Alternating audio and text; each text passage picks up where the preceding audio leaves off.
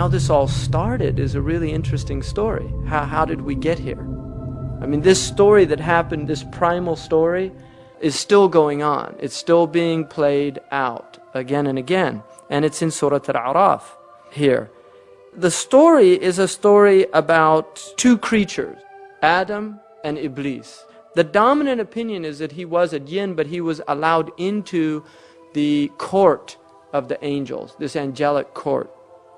Now, these angels were told by God to bow down to Adam. And that sujood is not a prostration. It's not actually putting your head on the ground. It was a type of ta'zeem, which was more like an inhina. It was bowing. So Iblis is told to bow down. All of them did it, except Iblis. What has hindered you from not falling prostrate? إِذْ أَمَرْتُكَ, because I told you to do this. قَالَ أَنَا خَيْرٌ مِّنْهُ, I'm better than him, which is a very interesting statement, because some of the ulama say this is the first wrong action ever. And it's a belief of superiority. It's a belief of superiority of another creature. So he said, I'm better than him. And then, خَلَقْتَنِي مِن نَارٍ. Then he gives the reason. This is his logic of why he is superior. You created me from fire, وَخَلَقْتُهُ مِن طِينٍ. And you created him from earth and water. I'm fire and air. He's earth and water. I'm better than him. What was the superiority here? What superiority did he see? Material, right? It's medda.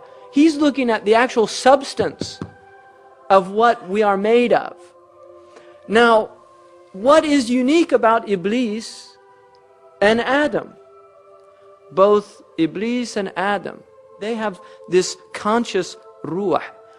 They have this conscious knowledge of God that other creatures don't have, whether they're made of fire, earth, water, whatever they're made of. So Iblis was looking at the outward of the situation and he's saying, I'm better than him. Why are you making me bow down to somebody that I'm better than? This is his logic. And there's a lot of people that fall into that type of reasoning in the world, and it causes immense problems in the world. قَالَ فَأَهْبِطْ, then go down. Now this is a command to him. مِنْهَا فَمَا يَكُونُ لَكَ أَن تَتَكَبَّرْ فِيهَا. It is not for thee to show pride here. In other words, you're in the divine presence.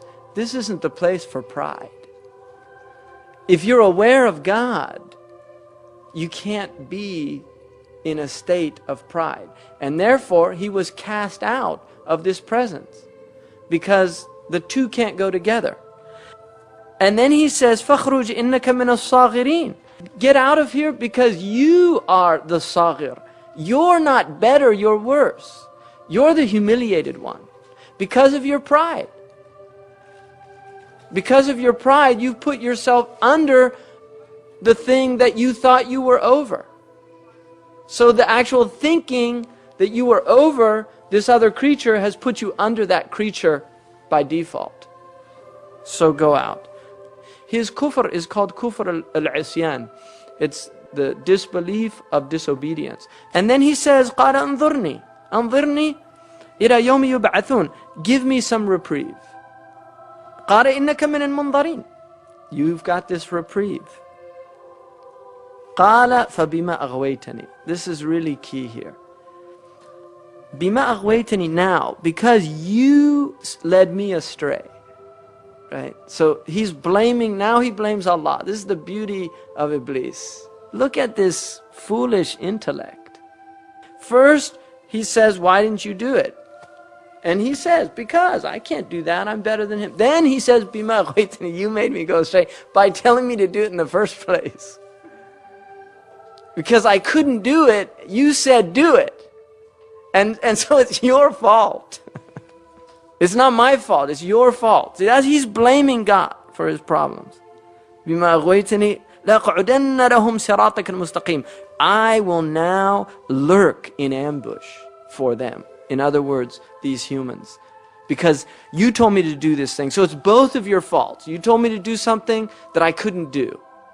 And the reason I couldn't do it is because he wasn't worthy of it. So he's got two adversaries here. He's angry at God and he's angry at Adam. And then he says, ثُمَّ لَأَتِيَنَّهُمْ مِنْ بَيْنِ أَيْدِيهِمْ, and I will come upon them from before them, وَمِنْ خَلْفِهِمْ, and behind them, وَعَنْ أَيْمَانِهِمْ, and to their rights, وَعَنْ شَمَائِلِهِمْ, and to their lefts, وَلَا تَجِدُ أَكْثَرَهُمْ شَاكِرِينَ, and you will not find most of them filled with gratitude. So this is important too, because what Iblis has set out to do now is show that they're ingrates. That's what he wants to do. He wants to show God that you made a mistake, you shouldn't have made him the Khalifa, the Caliph on earth, and you're going to see that they're not going to be grateful for what you've given them in the first place.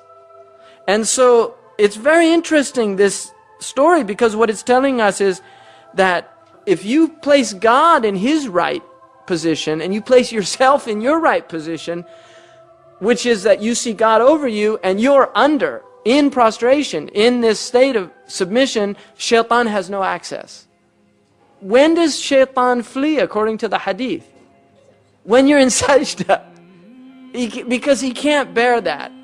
Humility before God. And then Allah again, قَالَ خُرُجْ مِنْهَا مَذْءُومًا مَدْحُورًا. He banished them again, degraded, banished. And then he says that whoever follows you, لَمَنْ تَبِعَكَ مِنْهُمْ لَأَمْلَأَنَّ جَهَنَّمَ مِنْكُمْ أَجْمَعِينَ.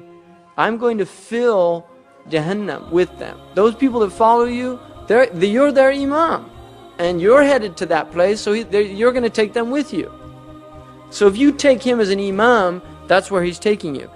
So Allah gave him the ability to go into our bodies and play with our minds, to be able to so inconspicuously sound in our mind as if it is our own deep thoughts, but it is actually shaitan saying his worst and evil words into our mind, whispering into our ears.